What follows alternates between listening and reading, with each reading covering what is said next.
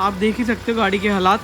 भाई 200 साल पुरानी दुकान पे कुछ लेने जाओगे मिलेगा? लाइन वहाँ से शुरू हो रही है भाई और यहाँ तक आ गई, यहाँ तक। तो in next 24 hours I will be travelling to 4 countries.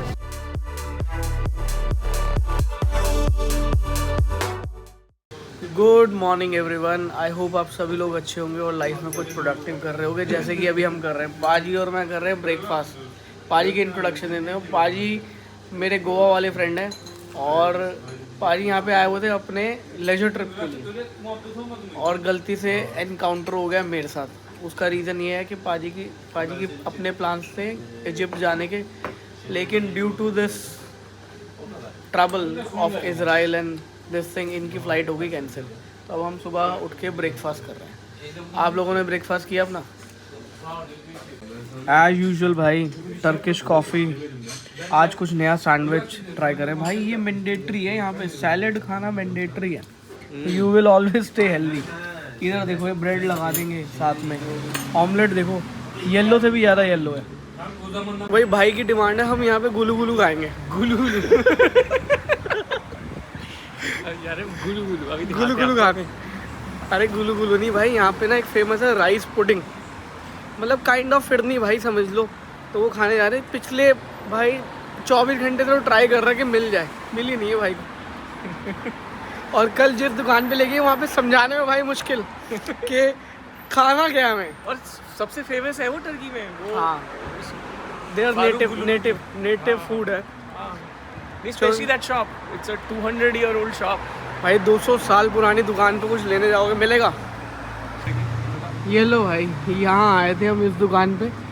ये है गुलू गुलू गुलू ओ गुलू, पता नहीं भाई 1870। मैंने बोला था भाई 200 साल पुरानी दुकान कौन खोल के रखेगा, लेकिन भाई इंसिस्ट कर रहा था। मैंने बोला था, मैं कहा यहीं से खा लेते हैं, भाई माना नहीं। तो हमारा प्लान बना है भाई, अब हम ना बॉयज़ ट्रिप मारेंगे। हमारे साथ अगली बार जाएंगे हर्षदीप पाजी। क्या कहते हो भाई, चलना है? पाजी से पूछते हैं एक बारी। देखो भाई, इनकी 200 साल पुरानी दुकान से तो कुछ नहीं मिला। मैं ये 200 मीटर वाली दुकान पे ले आया हूँ। देखो मैंने इनको बोल रहा है ये ट्राई करके देखो, सेम होगा। नहीं पाजी नहीं सेम। मैं कह रहा हूँ पाजी चलो खा के तो देखो। कोई चांस ही नहीं है, वो खा चीज़ के- ही अलग है। खा के तो ये देखो। रेजिन से बनी है। अरे नहीं,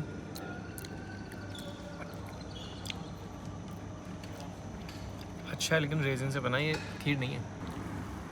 चीयर्स। लो जी चेयर्स। नेक्स्ट टाइम हम प्लान कर रहे हैं कोई बढ़िया जगह पे ट्रिप मारने का, फिर आपको भी साथ लेके चलेंगे। तो वही पाजी पिछले 1 महीने से यहाँ ट्रैवल कर रहे हैं। इन्होंने यहाँ पे ले रखी थी गाड़ी और ऑलमोस्ट इन्होंने कवर किया है यहाँ पे 6000 किलोमीटर।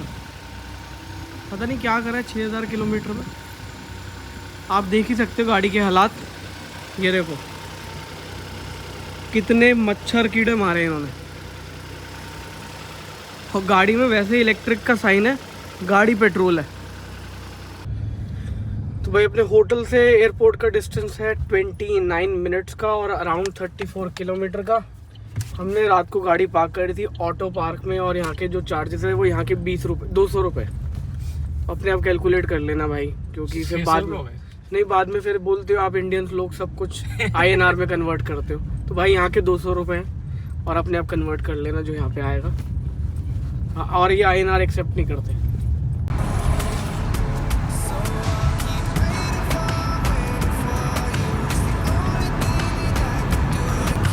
और ये भाई को देखो भाई, ये पता नहीं क्या लिखवा रखा है पीछे, नो, किस चीज़ के लिए मना कर रहा है। और गाड़ी पूरी ना दुल्हन की तरह सजाई हुई है, या तो ये नई नई शादी करी है और उससे पछता रहा है और उसके बाद बोल रहा है नो कि शादी मत करना भाई। पता नहीं, मतलब अनयूजुअल चीज़ है, मैंने पहली बार लाइफ में देखी। देखते हैं कौन है। हाँ देखते हैं कौन है शादी हुई है भाई। भाई टाइम से पहले पहुंच गए। यहाँ की सड़कें इतनी खाली थी, ऐसा लग रहा है संडे को सब यहाँ पे छुट्टी मना रहे हो। और ये ट्रक देखो भाई सब, मतलब पैसा तो यहाँ पे भी लोगों के पास खूब है, लेकिन गाड़ियाँ 200% टैक्स लगा लो तुम। हाँ 200% टैक्स लगाने के बाद भी गाड़ियाँ खरीद रखी है भाई। पहुँच गया जी एयरपोर्ट। एक ही टर्मिनल है यहाँ पे। अब यहाँ से मैं जाऊँगा रियाद, फिर रियाद से दिल्ली, दिल्ली से सिंगापुर, सिंगापुर से वियतनाम। तो भाई पाजी को कर दिया गुड बाय और अब करते हैं फ़्लाइट का चेक इन। लाइन वहाँ से शुरू हो रही है भाई और यहाँ तक आ गई है, यहाँ तक। भाई एकदम ही बेकार एक्सपीरियंस रहा इमिग्रेशन का। सिक्योरिटी चेक क्लियर करने में ना 1 घंटे से ज़्यादा लिया है इन्होंने यहाँ से। तो आप अगर इस एयरपोर्ट पे आने वाले हो ना तो मेक श्योर आप कम से कम नहीं तो 2-2.5 घंटे पहले आना, अदरवाइज़ हो सकता है आप सिक्योरिटी में फंस जाओ। भाई इस पूरी ऐड में कुछ ऑड वन आउट लगा।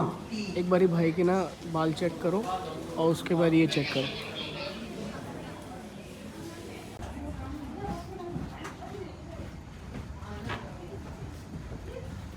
तो भाई फाइनली पहुंच गए अपनी सीट पे। यहाँ से पहले हम जाएंगे रियाद, रियाद से then Delhi and then Delhi से हम निकलेंगे सिंगापुर, सिंगापुर से निकलेंगे सीधा फिर Vietnam. So in next 24 hours I will be travelling to 4 countries. Imagine, मतलब मैं टर्की से निकल रहा हूँ, टर्की से रियाद, रियाद से इंडिया मतलब Delhi and then from Delhi to Singapore and then from Singapore to Vietnam. तो वेरी क्रेजी थिंग। शायद मैंने पहली बार करी होगी लाइफ में कि मैं 24 घंटे के अंदर 4 कंट्रीज ट्रैवल कर रहा हूँ। भाई welcome to Riyadh, the capital of Saudi Arabia. ये सेकंड कंट्री है जो हमने क्लॉक करी है विद इन 4 आवर्स। अपनी नेक्स्ट कंट्री होगी India and then from India हम जाएंगे सिंगापुर, सिंगापुर से वियतनाम। टोटल होगी 4 कंट्रीज और हम ये 24 आवर्स के ना कवर करने वाले हैं। भाई अभी जा रहा हूँ मैं एक लाउंज में क्योंकि मैंने कुछ खाया नहीं था। मुझे नहीं पता था कि मेरी टिकट के ना फूड इंक्लूडेड नहीं है। एनीवेज बट यहाँ पे लाउंज का ऑप्शन है। So let's munch something just to fill your stomach. तो भाई डिनर टाइम तो हुआ नहीं था और they are not serving dinner. मैंने ले लिया सैलड, साथ में योगर्ट, फ्रूट्स और they have option of sandwich. और कोई चॉइस नहीं थी। Good thing happened is they started the food. तो मैंने भाई सैलड वापस करके प्रॉपर मील ले लिया क्योंकि ट्रैवल बहुत लंबा है। तो it's better to have a meal then just salad. तो भाई काइंड ऑफ अ डिनर हो गया है या लंच कह लो, क्योंकि करा ही मैंने 1 मील खाया था। डिनर वैसे भी नहीं, मैं यूजुअली आजकल स्किप कर रहा हूँ।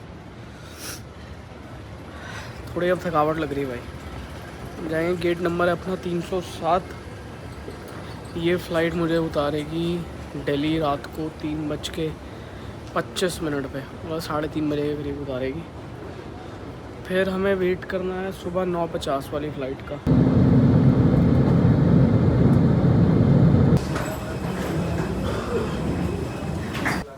सो गाइस, इंडिया में आपका स्वागत है। This is the country number 3 and then now we are heading to Singapore. That's gonna be our 4th country and the 5th one will be Vietnam.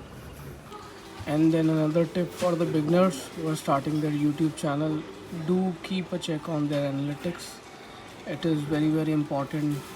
You should understand your analytics कि आपकी audience क्या देख रही है, किस तरीके के eventually comments आ रहे हैं। तो ये सारी चीज़ें ना बहुत इंपॉर्टेंट होती है। इसके ऊपर ना मैं एक वीडियो बनाऊँगा आपके लिए specially, so that you have a proper understanding to it.